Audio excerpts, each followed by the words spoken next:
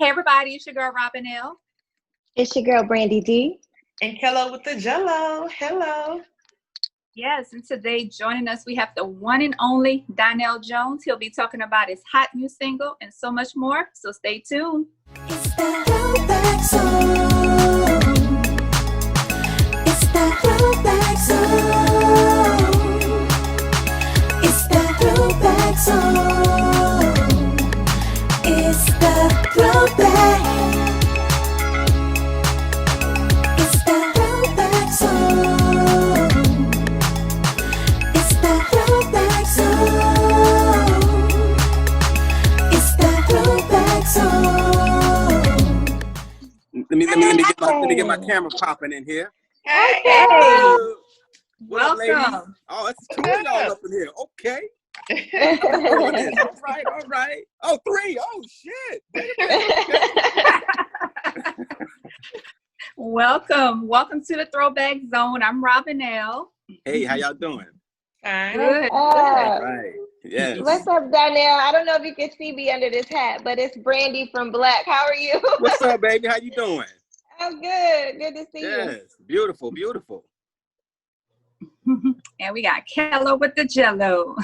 What's up, baby? Beautiful, too. Thank you. All three of y'all, man. I tried. Yeah, all We three of tried. y'all looking beautiful. That's what's up. Thank you, Donell. Well, thank you. Thank you for joining us here at the Throwback Zone. We're so happy to have you. Thanks for having me. Yes, thank you. Of course. So I wanted to ask because, of course, this song is near and dear to my heart because of my girl Left Eye, us Oh, being, yes. her group and all of that. And actually, Black performed when you guys performed at, I think it was either the Soul Train or the Lady of Soul Awards that year when Say What was hot. So I want to know, how did that iconic collaboration come to be? How did you guys do that? You know what? When Eddie made that song, man, I thought it was incredible. I didn't have anything to do with it. L.A. Reid had heard the song. He loved it. He was like, you know what? I think Left Eye will kill this record. And they got together. They got in the studio, and she murdered it. I mean, at the time, they was the biggest group in America, well, in the world. Yeah. The situation with Andre Rison, the house just burnt down, and then in the lyrics, she was like, I believe in blowing up spots. So it was all perfect, man. I mean, the way they set it up, I don't think that it would have had the same success if she was not on that record. Because I mean, like, it made people look at Donell like, I'm talking third person. It made people look at me, like, well, who is this guy? You know what I'm saying? Like, why is she messing with him? So it shined a light on me, and I really appreciated her for doing that because she didn't have to. Right. Yeah, and it ended up being a amazing hit that we love so much. So yes, Yeah. Till this day. yeah. Still Thank jam. you. As soon as you hear that beat. Yeah, it's one of them grooves, It's just one of them grooves. Like I feel like it's one of those grooves that, like Frankie Beverly, that just won't go out of style. It's Right. a feel good Yeah. type of record, Right. Right. Yeah, Bill you got Nancy one too. for life. Yes, that's for life. Amen to that. So I know we're talking about that record, but what's one of your favorites? Like, what's your favorite record out of your amazing catalog? Ooh, my favorite would have to be a song on my first album called "I Want You to Know," and the reason why is because it just, when I wrote it, it was how I was feeling at the time. Everything about that record just explained how I was in that moment, and I was in love. I was young, and the person I was, well, my ex at the time, my lady, I was just truly in love with her, man. We had children together, and we were just really happy at that particular time in my life. Nice. Okay.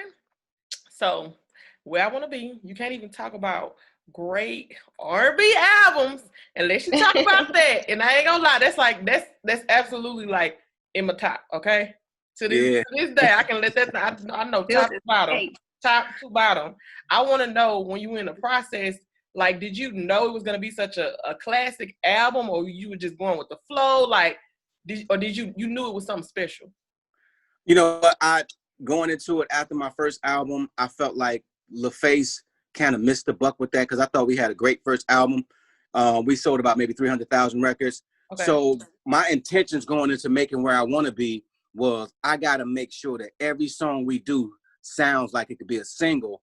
So no matter what they put out, they can't fuck it up. You know what I'm saying? Right. So that was my motto. Like actually from that album on, I tried to do that same thing.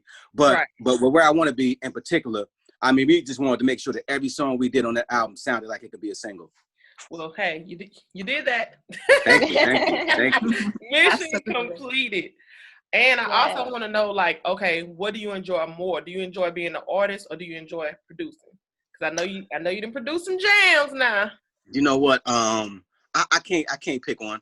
I love them both. You know what? To me, I think it's nothing more special than writing a song and then, you know, putting it out and then seeing people react to it, but also being able to go on stage and sing it in front of people and actually get their real response. So I love it all. I love it from top to bottom. I couldn't choose one. And I guess it goes hand in hand with being an artist, you know, so. Yeah, it does. It does. Yes. And speaking of writing and producing, a lot of people are surprised when they find out that you wrote and produced Get It Together for 702, which is a jam. I mean, a slow classic jam to this day. Is that song based off some personal experiences or life experiences, yourself, friends? How did that come about? You know what? I ain't gonna lie. All the songs that I write are based off of personal experiences, maybe something I've been through. At that particular time, same lady. You know what I'm saying? Same lady I was talking about in my first record. Well, we was going through a rough time. And I started feeling that way. Even Where I Want to Be, the song Where I Want to Be, even that's based on what I was living in my life. I feel like, you know, when songs last a long time, when you speak about things that you really live in, because it's not only you living that, it's other people in the world going through it too. Right. So I mean, you can relate, and I think that's why a lot of people reacted to those songs because they were true. So we know you was a bad boy doing that era. I ain't gonna lie, you know what? I was young. I was in my 20s. I had already had 4 kids. I was like, at that time, I was crazy. You know what I'm saying? I really didn't know what love was. Right. I was young. I was trying to find out what being a man was like. You know, so I was living in the streets. I ain't gonna lie. So hey, it happens. And Donell, what are some other songs that you may have written and produced for others that many may be surprised to learn about? I did Jade. They had a song called If the Love Ain't Good. I also did a song for Think of You. I also did actually did 2 on his album. What else? I can't really think right now. Some good ones. I mean, it's so many. So many hits.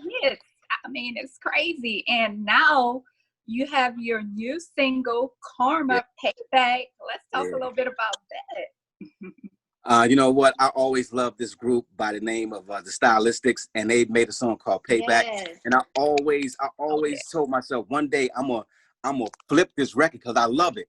And one day I was asleep, and the record was just playing in my head in my sleep. I was dreaming about it, so I just woke up in the morning and started working on it, and the words came immediately. So I knew it was time for me to do it. That usually happens with songs for me. It hits me. And, you know, the moral of the story about that song is that, you know, whatever you do to somebody, it's definitely going to come back.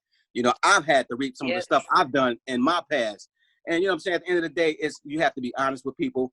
But the truth behind the song is when you start to love yourself and when you find out who you are and you put love into yourself, you ain't going to let nobody do you wrong because you know what real love is. So that's the real thing. Hello. Yes.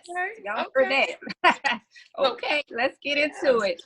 So that single will be on your upcoming, you have your upcoming album, right? Your 7th studio album? Yes. Wow. So when can we expect that release? It's coming out in December. It's going to be called 100% Free. And I'm giving it to the fans for free. You know, it's something I'm doing because I feel like, you know, since this pandemic, you know, I've been gone for a while. A lot of people lost their jobs. A lot of people not making a lot of money like they used to. So I feel like, you know, it's my duty. God blessed me with this talent. I didn't pay for it. So I want to give the fans a free album. And, you know, why not? Why not give them something that feels good, that old feel good music, you know, something that's brand new, but has the same elements of what we used to do. And I just feel like it's my time, you know? Yes. Yeah, God bless that's you. I'm awesome. very Forward to it. love I can't it. wait. Woo, we No, can't wait we're to hear excited. that We're album. excited. Thank you. Thank you. Yes. So here at the Throwback Zone, we love to play a little game with our guests. Are you cool with playing Oh a yeah, game with let's us? do it. Let's do it. I'm down. I'm Cool. down. So Kello's gonna tell you what the game is. Okay, so it's a little 90s trivia. I'm gonna give you a few questions, and you have 10 seconds to answer. If you don't know it, you can move to the next. Okay. Let's see how you do. Let's see. Let me Uh-oh. shuffle it a Let little me bit. put my thinking cap on. You got this. You got this. Let's see what you got. Okay, this first one, you should know this one. Tyrese was introduced to the world by singing in a television commercial for what brand? Coca-Cola. Okay. Ah! Okay. Well, this one is a dead giveaway because we just discussed this. So Uh-oh. this a free point for you. Ah. Can you get with it and think of you were early singles of what R&B solo act? Oh yeah, that's Usher. Definitely. Let me see if I can find something else. Let's see. Okay. Dig a little harder, Dig a Kello. little harder. Okay. We know you got the music on. Like, let's see about your TV trivia knowledge. Uh-oh. In the TV series Family Matters, what is Waldo's full name? Pass. Ah. I just thought it was just Waldo. I didn't think he had a last name. It's Waldo Geraldo Faldo. Oh wow. Oh, wow. I would have never guessed that. I definitely wouldn't neither. have guessed that one. Okay. And this is some song lyrics. Okay. Every time you come around, you got to bring Jim, James, Paul, And and Tyrone. okay. Yes. Okay. I give you one more TV trivia. I ain't gonna do no more music because we see you got that on lock. Okay. So on the Cosby Show, what nickname did Rudy give her friend Kenny? Ooh, you got me on that one. Pass. Okay. Well, you did pretty good. You did pretty Yeah, Three out of you five. did. Okay. It was You did Bud, good. right? It was I think you Bud. did Yeah, good. You got the music on lock. You might gotta go watch some reruns of Yeah, you know, I'm not really big on TV like that. You know what I'm saying? I ain't never really been big on TV, so I'm bad at that.